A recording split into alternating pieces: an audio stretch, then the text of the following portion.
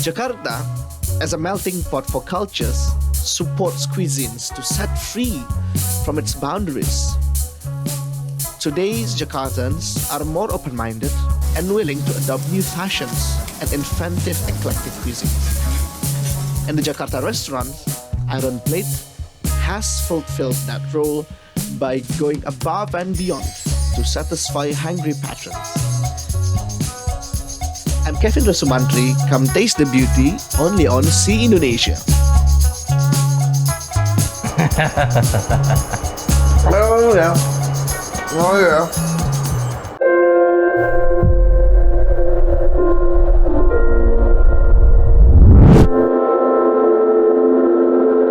Restaurants for me is the beating heart of a city. A venue where good food and community intertwine. That is why I love exploring new places, from those hidden on landways to the glitz and glam of modern restaurants. Follow me while I'm visiting the most exciting eating places around cities on Sea Indonesia.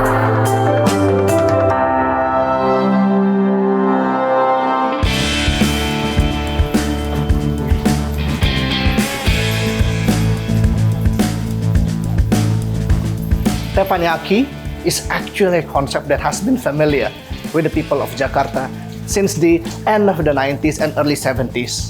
It was because of Shima, the first restaurant that opened at Area Duta, introduced the city with this exciting Teppayanki concept.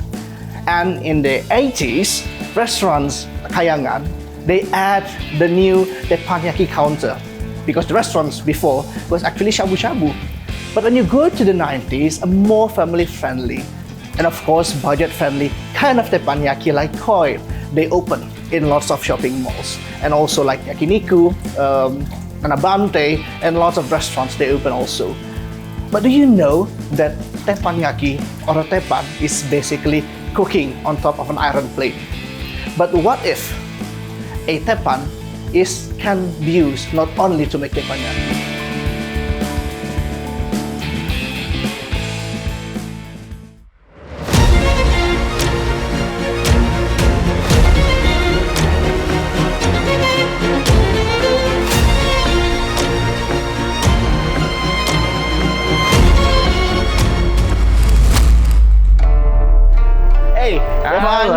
Silakan. Wow, thank you so much. So, a new restaurant. Yes, welcome. In just few months. Yes. What is this? This is teppanyaki. I mean, as a customer, this is teppanyaki. But knowing you, I do believe this is not just a teppanyaki, right? Correct. So our concept here in Iron Plate, this is a Franco-Asian steakhouse on Teppan.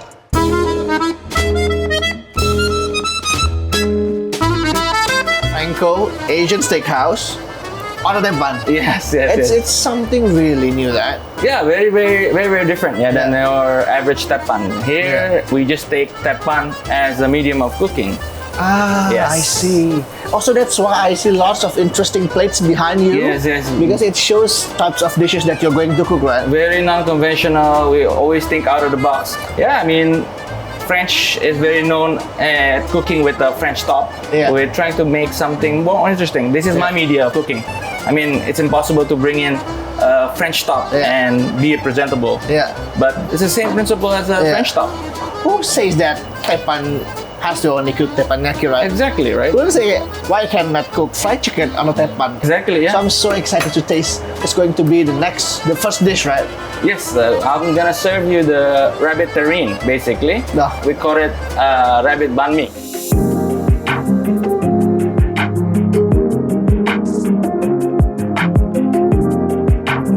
Something so unusual that you will never expect to get in a teppan restaurant, right? Even from this appetizer.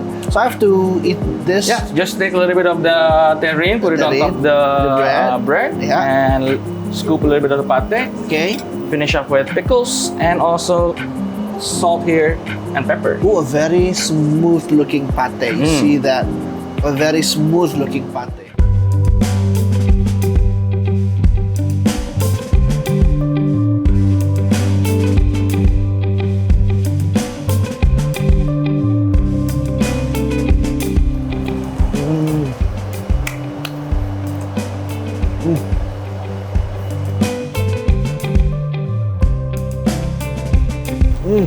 So this is one of the section from our menu. It's called Chichen Shakutri. It's something that in normal French restaurant for the Indonesian market, probably they skip that first page. Oh, I don't like Chichen Shakutri. So we're trying to make things a little bit more interesting with this. Yes.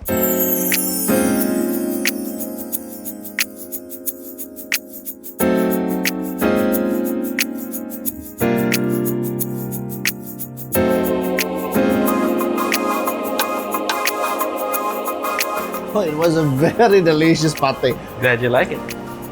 So what's the surprise after this? So the next one, I'm gonna cook you some morel rangoon. I'm gonna show you a new technique that's never been done in the teppan. We're shallow frying on teppan. Shallow frying? Yes.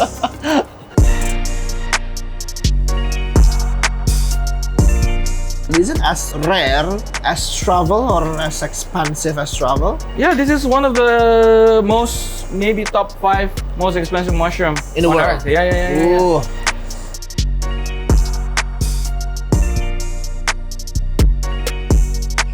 You don't have, if you ever tasted morel, what I like from morel mushroom is it's like a meatiness in it. It's so earthy. It has this different kind of umami in a way that's so kind of bolder, and it's just so meaty. Even the texture, I really love the texture of morel. The texture is crazy. It's like a sponge. It's like a sponge. Yes, right? It can absorb all the flavors that you want to give It's a delicious sponge. Yes. So this is the technique that I told you about. Oh, voila.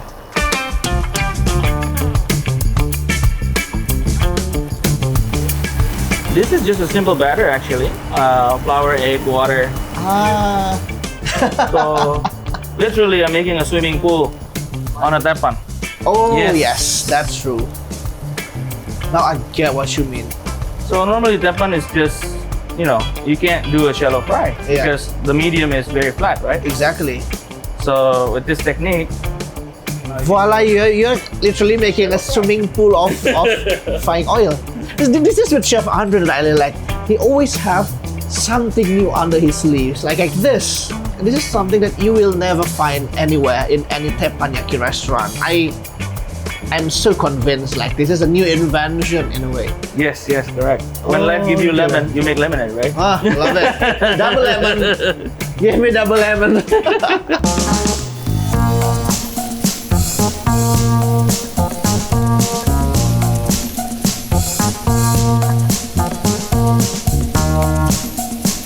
Goodness. So now we're gonna start the plating. On the base of the plate here, we have a little bit of creme fraiche. Oh, creme fraiche. Yep. The creme fraiche is we lace it with a little bit of ponzu and also truffle. That's where the Japanese influence comes in. Correct. Ponzu and truffle. Never had that combination before. So we want this dish to be rich, but in the same time, the ponzu cuts through the richness a bit. Wow. And then I'm gonna add a little bit of an element later on, which is yuzu juice. Ooh. That brings out the freshness again and cuts through the richness. Oh my goodness. Oh my.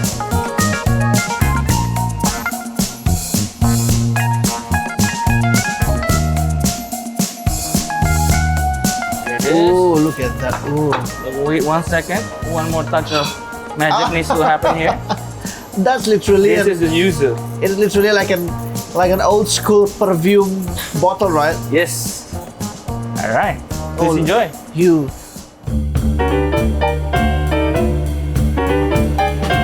If you are here sitting on my place, you cannot contain your energy and it's so spirited because the smell of it, my goodness. It's dripping down. Yeah. Oh yeah. Oh yeah. No, Shell. Oh my goodness. So, like I said, elevated version of crab rangoon. I have no idea what crab rangoon is, but I bet that's a good dish. Oh, look at that. Look at that. Oh. The texture. Crispy, creamy. Oh, I get the truffle on the back. It's refreshing because of the ponzu. Yes. It's almost like I'm eating a buffalo wings and dip that in a ranch dressing or a blue cheese dressing. Blue cheese. Yeah. But in an elegant way. Yes. Oh, so good. See, this is one of the concept of Japanese cooking. When you want to reach umami, you have to combine the two, surf and turf basically. Yeah. This is one of the examples, surf and turf. Surf being the crab. Yeah. Morel mushroom is something that's very earthy, right? Yeah. From the ground. Oh, yeah. Oh, look at that. So Japanese always believe in surf and turf or flora and fauna together. That's to the reach the principle. umami, yes. To reach the umami. Oh, that's why dashi, right? Oh. There's no There's kombu. It has to have a kombu and it has to have a katsuo. Yes. Oh, yeah. Flora and fauna together. That's a good philosophy. A delicious philosophy.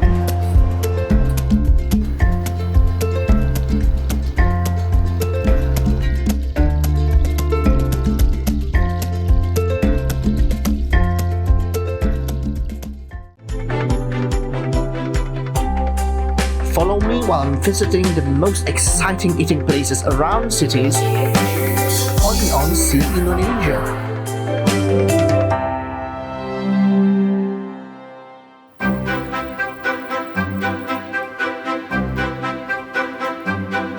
Chef, I saw this on the top of the pot. You have this kind of string. Yes, this is a guitar string actually. Why you always like to invent new play around. How's that? So what are the things that you play around with? I'm about to make you our gnocchi dish. We call it using this string. Yes, using this pot. The gnocchi dough is completely raw. We're gonna cook the gnocchi in here. This is my gnocchi dough. Yeah. Normally, when you make gnocchi, you would roll the dough on the countertop. Yes. And you put flour, so in order for it not to stick in your hand and on the countertop. Yeah. But here, we don't add too much flour at all. We put very little. Yeah. Just a typical potato gnocchi. Yeah. But again, this technique allows me to make the dough quite wet. So it stays pillowy, not chewy. That's my gnocchi right there. Oh, that's your gnocchi right there. Oh, that's why there are strings in it.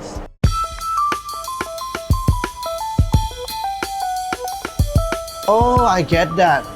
Because usually when a chef is making gnocchi, you have to dust with flour. Correct. And then without you realizing it, you incorporate so many flour inside of the dough. Flour has gluten. Flour has gluten, and it becomes too chewy, Yes. sometimes too tough. Yes. And this one, you use no additional flour at Nope, all. not at all. So you still have this kind of softness of the potato. Oh, That's why the dish we call it pillows on pillow. wow. I'm serving it on a pillow also. That's my sense of humor. So here we don't have any show, we don't have any... You don't have any Benihana thing, right? No, we don't have any circuses. You have no circus. So the show is all about us cooking you basically. have cracking an egg and I love you. No, we don't have that I love you things. So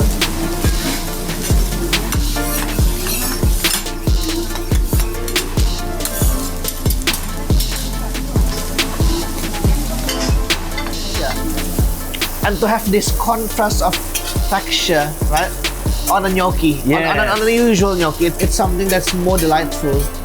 sometimes you come to a conventional restaurant, it's a hit or miss doing gnocchi dish. Yeah. Normally. I tend to skip gnocchi, when you go to even do it an Italian restaurant. Very risky, right? Yeah.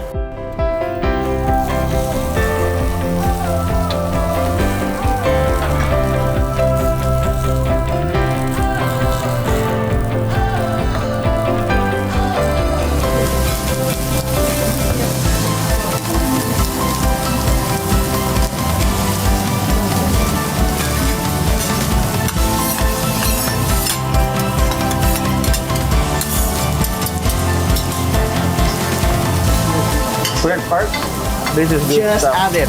This goes into our sauce also. That's what I'm talking about. That's flavor right there. This is flavor, cannot waste them.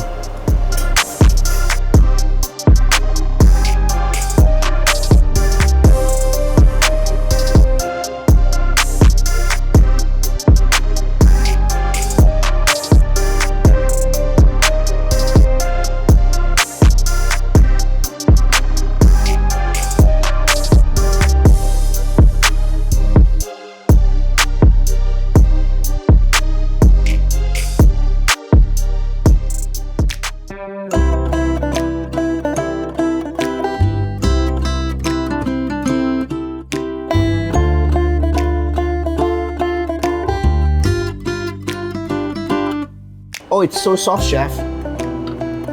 So soft. Oh. No. Oh. Oh. You know, when you eat a dish like this, it's almost like a religious experience, you know. I think this is the best gnocchi that I've ever tasted. It's so soft. You don't even need to buy them. You just need to you crush it with with your tongue and the top of your mouth. So soft. Even Granny can eat this. Yeah, right. That's why, hence the name. It's very representing of what it is. So good. Gnocchi is supposed to be very pillowy. Oh gosh. And this the prawn. Oh. Look at this. Divine beauty. The graceful crustacean being served in such finesse.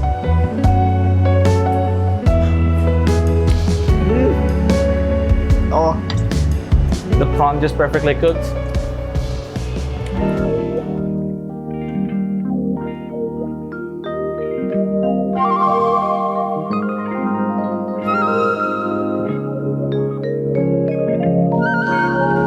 Oh, what is that?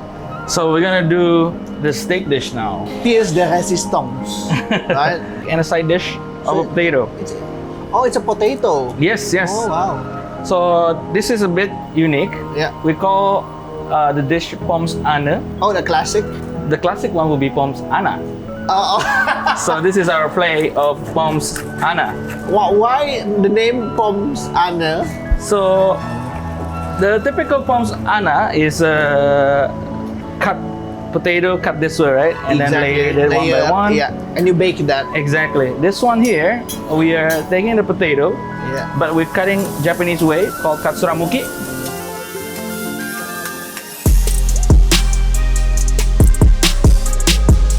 Katsuramuki is a ribbon, right? Yes, the one that normally sushi chef will cut their daikon or cut their cucumber and roll it back up. Layer, yeah. Exactly. In one roll, right? Yeah. In one roll. We roll the potato back up and we cook it confit, and now we're searing it on the teppan. Oh wow. So this will create a crispy crust.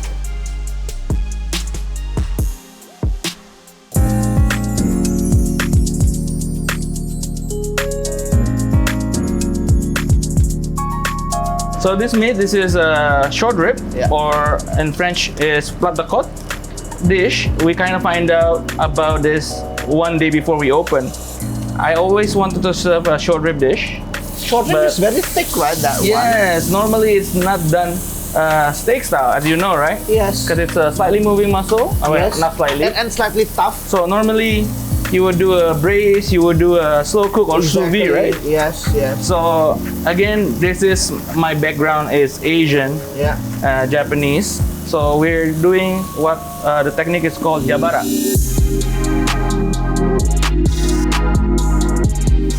Jabara is normally if you find in LA kalbi.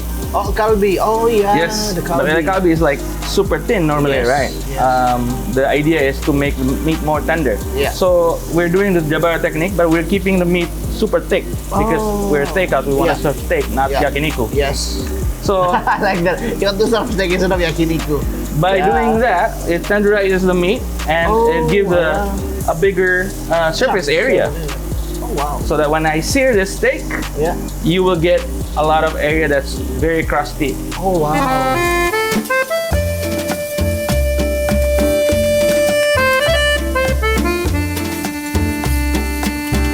So surprisingly, normally you would call me crazy if I said I'm gonna serve you short rib, steak style, medium rare. You're gonna say, come on, chef, this is not possible, right? Yes. With this technique, you can enjoy a secondary cut like short rib eaten Why as a medium there rare. are no restaurants that serve it like this?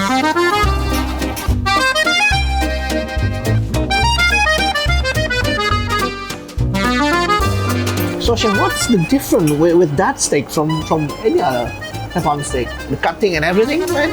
So The technique to cook that or something basically, we are cranking our grill so high because we want to get the Maillard reaction, right? Yes. Normally in a classic Teppan restaurant, they want to avoid cranking their grill very high because they don't want their grill to be dirty. like that? Okay. Because this is something that's very, very principal in the Teppan cooking. You don't want to get your grill turned to like dark brown color, right? Yeah.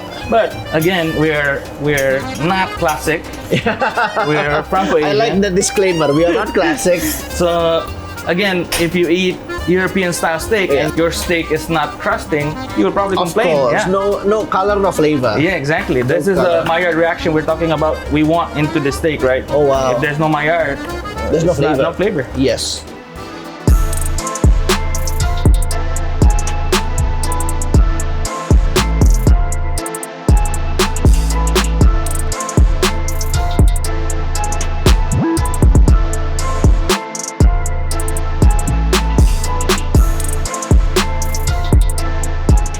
I taste it like this, chef? Yes, just like that. Just like that. Yep. Okay. Oh. You didn't even use a knife. Oh yeah, just It good. just comes up like that, right? That's how tender Wow. it Wow. is. See that crust? The crust is yeah. so damn good.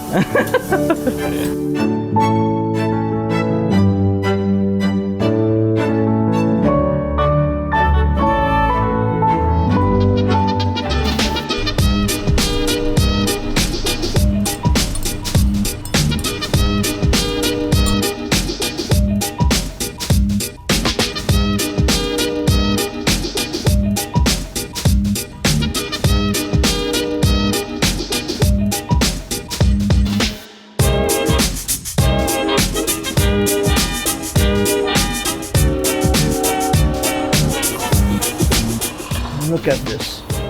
It looks almost like a gargantuan or a Queen Amanda pastry or even a balm cushion. So it's spiral. Oh wow. So what's the sauce, chef? The sauce is creme fraiche with a little bit of garlic Ooh. and caviar. Hear that? The crust, ladies and gentlemen. And a little bit of coffee, I didn't hurt, definitely. Ooh, I can't wait to taste that. So for your cuisine, texture is really important, right? Very important, yes. We love texture. We love texture. Ooh. A lot of the dishes here have keropok, have amping, have Yes, all the crispy, crunchy exactly, yeah. side of the dishes.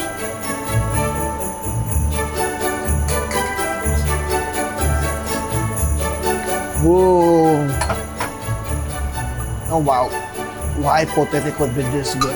Humble potato. Humble potato could be this good. You see that this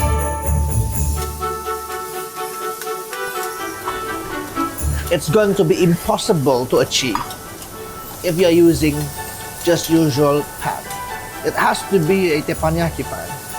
And this kind of, I would say, geniusity to understand how an equipment would elevate or create different kinds of new nuance to a dish, and I think that's just how creative Chef Andre is. Isn't that you a creative chef? We're just trying to play around and use our equipment basically and think outside the box.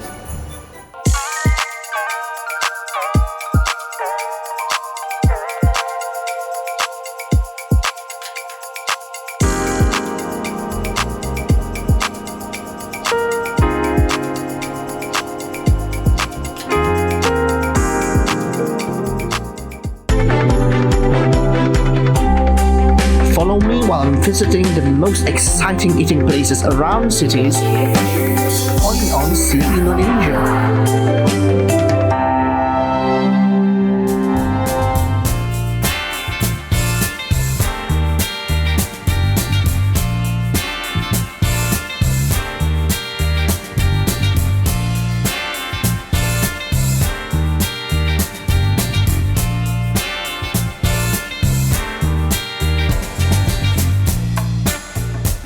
All right, this is our dessert. It's called Labian Rose. By Edith Piaf. This one here, Ooh la la, monsieur. Ah la la.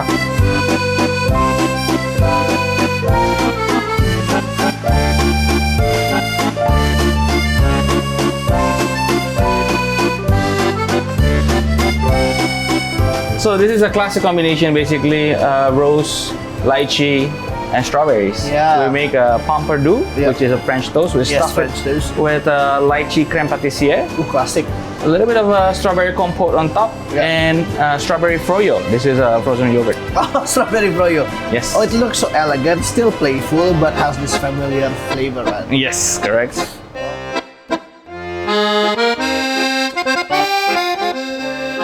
And then you have pistachio underneath the... Yes, yogurt. underneath the froyo is pistachio crumb.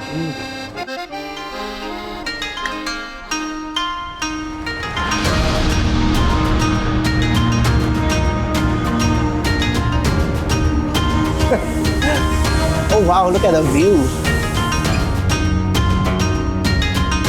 Oh yes, Andre Dionysius has done it again. But this time, a new invention. Iron plate has made me believe that sometimes invention is not exclusive from the exterior nations, but also us. A Franco teppan cooking. I wouldn't be surprised if this genre will storm the global food scene and is proudly made from Indonesia.